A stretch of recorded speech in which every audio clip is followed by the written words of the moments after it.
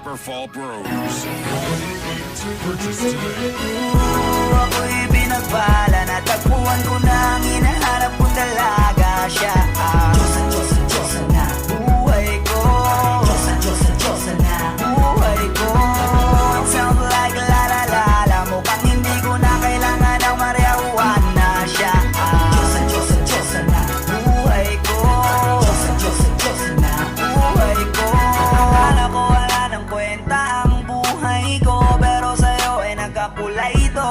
Pagdating sa'yo tanggal dalawang sungay ko. Yung dating matigas nagiging latang gulay ito. Hindi man ako kasing macho ni Johnny Bravo, pero itataya ko sa'yo lahat pati pato. Oo, hindi ako biniyayaan maging gwapo, pero I promise to you baby, di ako galing aso. If you ask me, bakit na in love sa'yo sis gusto clean? Alam ko kasi di ka basta-basta babe, tapos yung dating mo napakalakas pa. See? Isa pa, goddamn, you so hot like fire. You're so fly, lampas sa sky. Gusto kita and I won't deny. Pag napasakin ka, Diyos ko po inaya.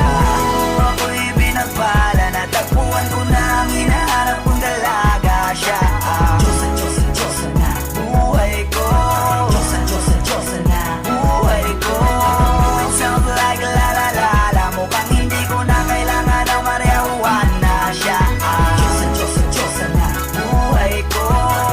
Diyosa na buhay ko. Ako'y pinabala na kilala ko na ang babaeng tinitingala ko sa tuwing ako ay tambay. Ramdam ko talaga ang mga bagay lalo na sa panahon na ako'y nakikibagay. Bisa lang tumagay na pataan pa. Sabi nila sa akin nalapit ako na. Pagkakataon ko na na makausap ko siya, ako ay nataranta. Teka lang, ano ba? Dami ko na isip at isa panaginip na akala ko'y hihinto. Ngunit sila pala ang ibig sabihin.